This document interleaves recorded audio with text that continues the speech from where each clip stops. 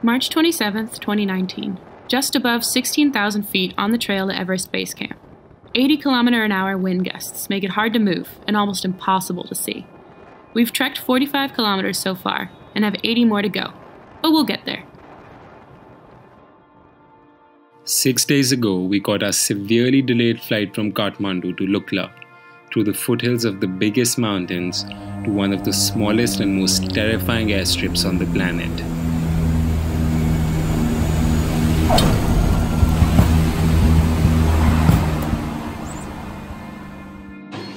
Where are we? Lukla. What are you doing, Sarthak? Repacking after a flight to Lukla. Day 1 is one of the easiest days, being almost totally downhill. But we barely made it to our first lodge before sunset. I blame the scenery. Lining the trail were infinite money stones and prayer wheels, inscribed with the prayers of Tibetan Buddhism. They repeat the prayer Om Mani Padme Hum, each syllable giving you something different, like diligence, patience, and wisdom. I figured we could use those on the 125-kilometer trek we had just started.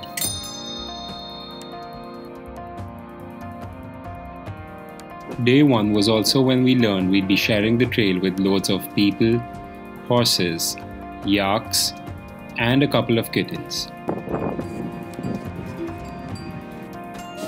What do you want?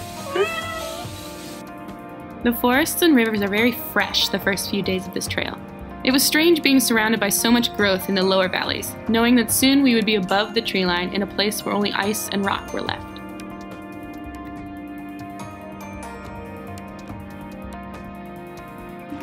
The next day, we would leave the lower valley and make the 4,000-foot climb to Namche Bazaar.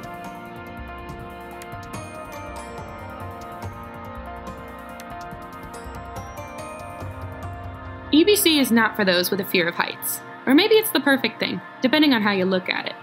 Day after day, we crossed these suspension bridges, swinging hundreds of meters above the river and gorge below. Equal parts terrifying and amazing.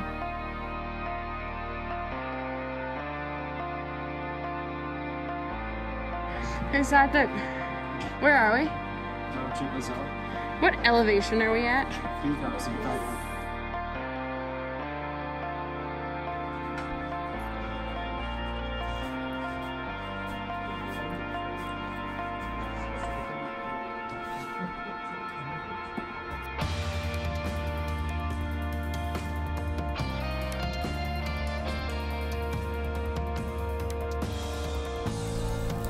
Namche Bazaar is quite unique.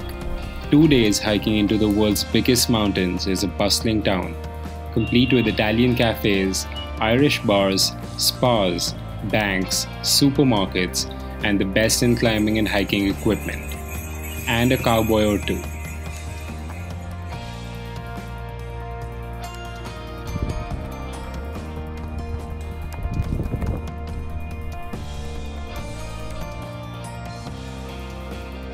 Climbing up out of Namche, we got our first peek of what the forests below had been hiding. Mt.Everest, one of the world's most uniquely shaped mountains, revealed herself. For the next 3 days, she was like the North Star to us, serving as a landmark for the direction we needed to go.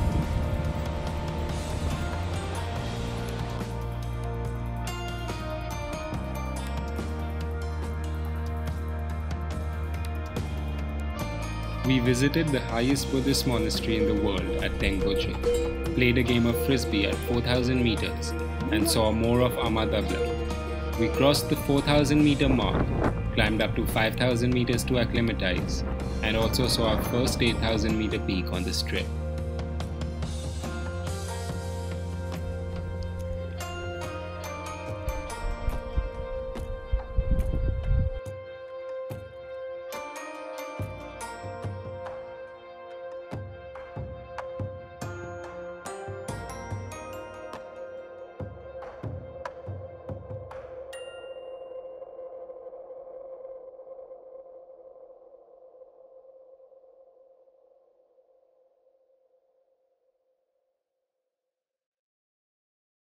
Okay, so we woke up. We can barely see out the window because it's frozen with ice.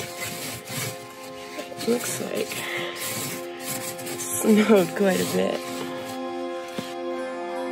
Overnight, the landscape we had become familiar with transformed completely. Where we hiked now was lifeless and harsh, and absolutely stunning. White peaks, taller than I'd ever seen in my life, watched us, and we watched them right back, amazed. It meant we were getting closer.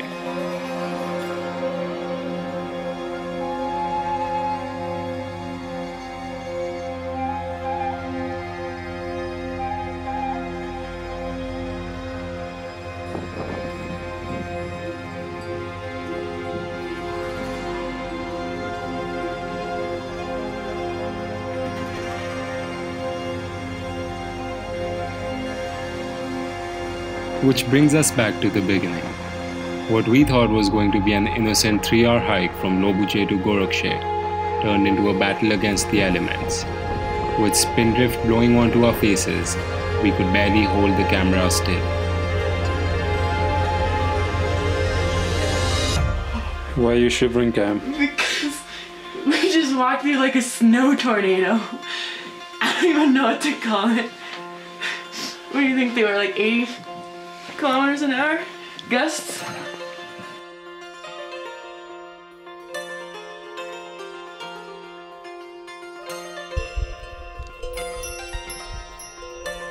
And then, just like that, EBC was right around the corner. So, there is base camp. There's tents all along here. And there's Everest. It was like meeting a celebrity. I was speechless. The highest mountain in the world. We weren't done yet though. Our next objective was crossing the 5,370 meter chola to Gokyo. Do we follow this arrow? Or this arrow? Chola is easy to say, but it's a serious kick in the butt to do. Bad weather, massive ascents, rock walls, rotten snow, and a glacier crossing, all with an 18 kg backpack on. So, yeah, like 50 meters, and passing over Chola.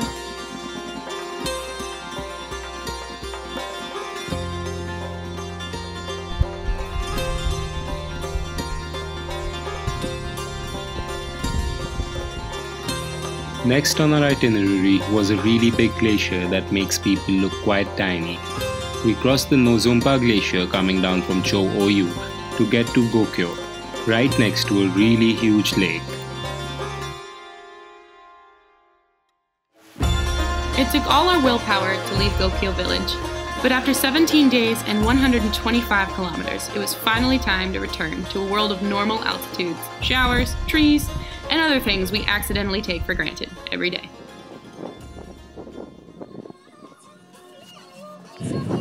What's that down there? That's a tree. Trees! Okay, we haven't seen trees in like